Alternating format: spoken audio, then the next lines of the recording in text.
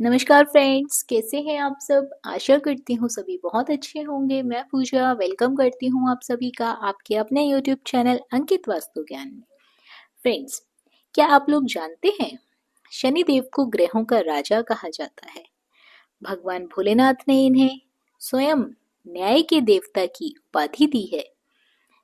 ऐसा कहा जाता है और ऐसा माना भी जाता है कि शनिदेव को बहुत जल्दी क्रोध आता है। इसी क्रोध के कारण अपने पिता सूर्यदेव से इनकी नाराजगी बनी रहती है। इनके क्रोध से बचने की कोशिश करते हैं हम सभी लोग, वरना हम सभी पे मुसीबतों का पहाड़ पड़ सकता है, टूट सकता है। इसीलिए इन्हें प्रसन्न करने के लिए कई लोग शनिवार का व्रत भी रखते हैं। व्यक्ति शनि दोष से बचने के लिए, उन्हें शांत रखने के लिए, शनिदेव के प्रकोप से बचने के लिए अनेकों तरह के उपाय भी करते हैं। यदि किसी की कुंडली में शनि ग्रह लग जाए तो वह व्यक्ति को बहुत कष्ट देता है। लेकिन जो लोग शनिदेव की श्रद्धा भाव से, भक्ति भाव से पूजा आराधना करते हैं, उनके व्रत करते हैं, नियमित रूप से उन्हें तेल अर्पित करते हैं, सरसों के तेल का दीपक जलाते हैं, शनिदेव उन पर प्रसन्न होते हैं और उनके दोष उन्हें नहीं लगते हैं। साथ ही शनिदेव की कृपा उन पर हमेशा बरसती है। शनि जब कुंडली से जाता है तो मनुष्य को कुछ ना कुछ देते हुए जाता है। यदि आप लोगों ने अच्छे कर्म किए हैं, शनिदेव की पूजा की है, तो अच्छी चीजें देके जाता है, कोई खुशखबरी देके जाता है। लेकिन यदि किसी ने शनिदेव की पूजा नहीं करी, कभी तेल नहीं चढ़ाया, कभी दीपक नहीं जलाया, तो उस व्यक्ति को शनि का प्रकोप झेलना ही पड़ता है। साथ ही शनिवार के कुछ लोग नियमित रूप से व्रत भी रखते हैं। यदि आप लोग व्रत ना रख पाए तो उन्हें शनिवार के दिन तेल अर्पण जरूर करें। शनिवार के दिन कुछ उपाय किए जाते हैं, उसका वीडियो मैंने अलग से बनाया हुआ है, लिंक आपको डिस्क्रिप्शन बॉक्स में दे दिया जाएगा, आप वहां से चेक कर सकते हैं। इसके साथ ही शनिदेव के व्रत यदि आप नहीं कर पाए, मैं फिर बता रही हूँ, आपको कथा जरूर सुननी चाहिए। आप पूजा कर लें, कथा सुन लें, तो भी आपके ऊपर शनिदेव की कृपा बनी रहेगी। क्योंकि ऐसा माना जाता है कि यदि आपका स्वास्थ्य ठीक नहीं है, आप शनिवार के व्रत ना रख पाए, तो आप पूजा करके कथा श्रवण कर लें, कथा सुन लें, तो आपको पुण्य फलों की प्राप्ति होती है, शनिदेव का आशीर्वाद प्राप्त होता है। तो चलिए फ्रेंड्स, कथा शुरू करते हैं। कथा को अंत तक जरूर सुनिएगा। आशा करती हूँ ये कथा आपको पसंद आएगी। पसंद आए तो वीडियो को लाइक और शेयर जरूर करें। और यदि आप हमारे चैनल पर पहली बार आए हैं, पहली बार ये कथा सुन रहे हैं, इस तरह की जानकारियां आपको भी अच्छी लगती हैं, तो चैनल को सब्सक्राइब अवश्य कर लें।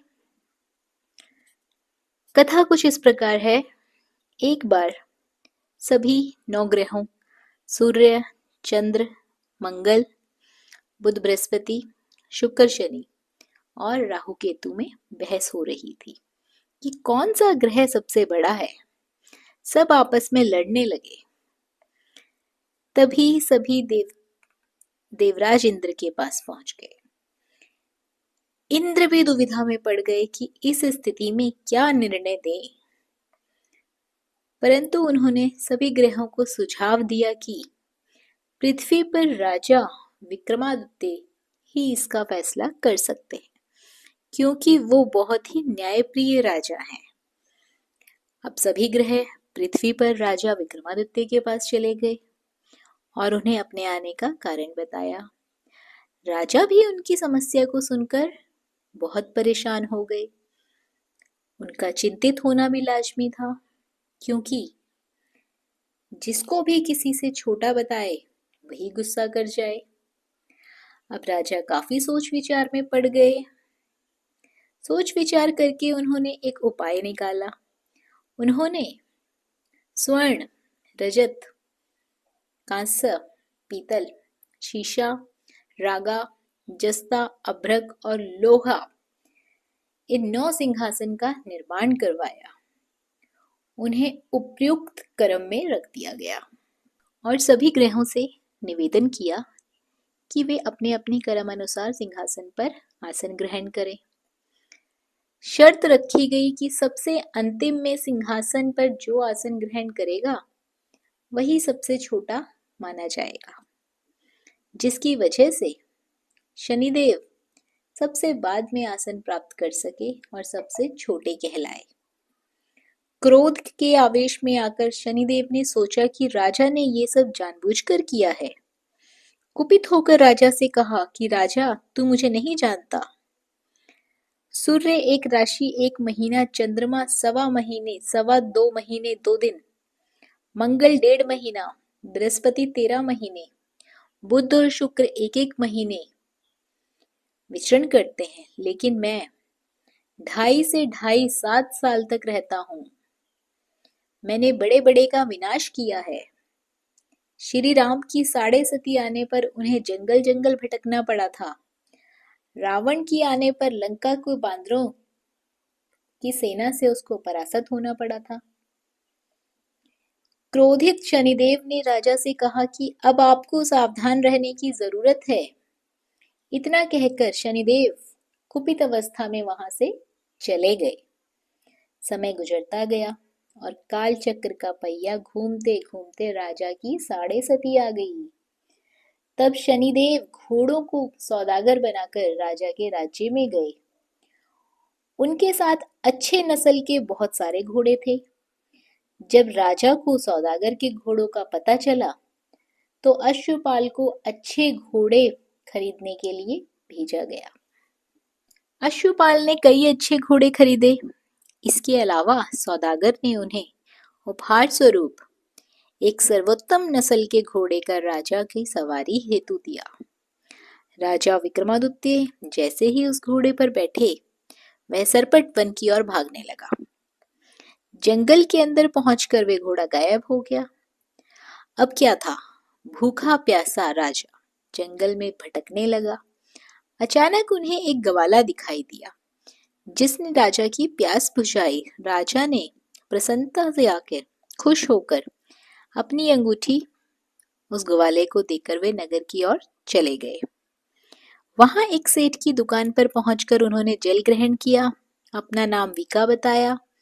भाग्यवश उस दिन सेठ की खूब आमदनी हुई।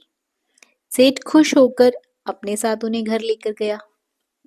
सेठ के घर में खूंटी पर एक हार टंगा हुआ था, जिसको खूंटी निगल रही थी। कुछ ही देर पर हार पूरी तरह से गायब हो गया। सेठ वापस आया तो हार गायब था। उसे लगा कि वीका ने ही उसे चुराया है। सेठ ने वीका को कोतवाल से पकड़वा दिया और दंड स्वरूप राजा उसे चोर समझकर हाथ पैर कटवा दिए। अपंग अवस्था में उसे नगर के बाहर फेंकवा दिया गया।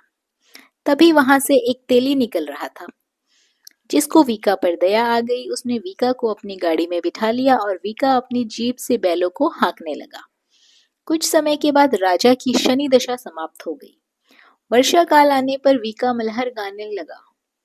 एक नगर की राजकुमारी मन भावनी ने मल्हार सुनकर मन ही मन प्रण कर लिया कि जो भी इस राग को गा रहा होगा वह तो उसी से विवाह करेगी। उन्होंने दासियों को उसे खोजने के लिए भेज दिया, परंतु वापस आकर सभी ने उसे बताया कि वह एक अपंग आदमी है। राजकुमारी यह जानकर भी नहीं मानी और अगले दिन वह अनशन पर बैठ गई। जब लाख समझाने पर राजकुमारी नहीं मानी, तब राजा ने उस तेली को बुलवा भेजा और वीका से विवाह की तैयारियां शुरू करने को कहा। वीका से राजकुमारी का विवाह हो गया। एक दिन वीका के स्वप्न में शनिदेव ने आकर कहा कि देखा राजन, तुमने मुझे छोटा बताकर कितना दुख झेला है।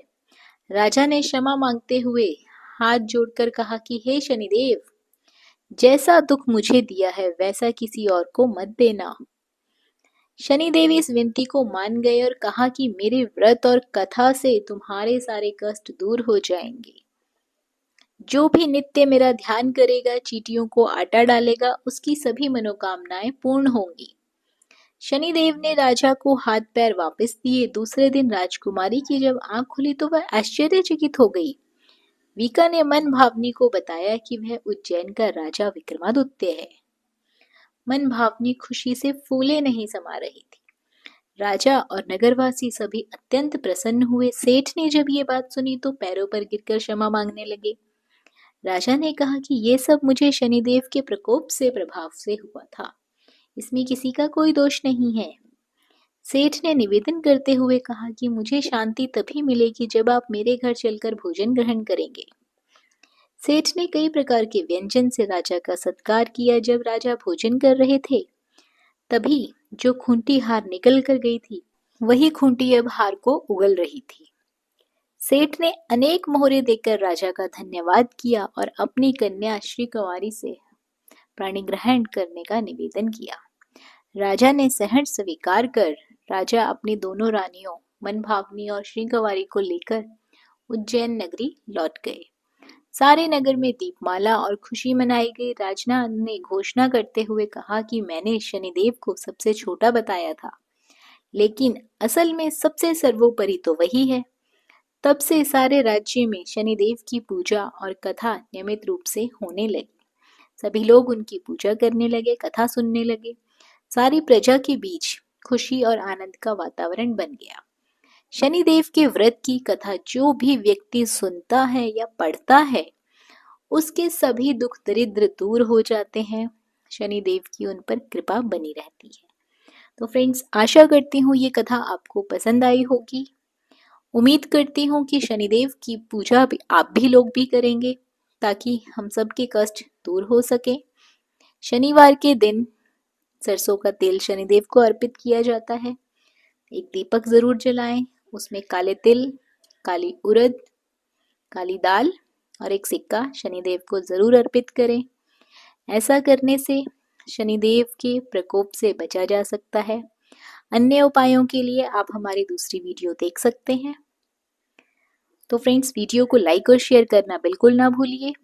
साथ ही चैनल पर पहली बार आए हैं तो चैनल को सब्सक्राइब कर लीजिए। धन्यवाद।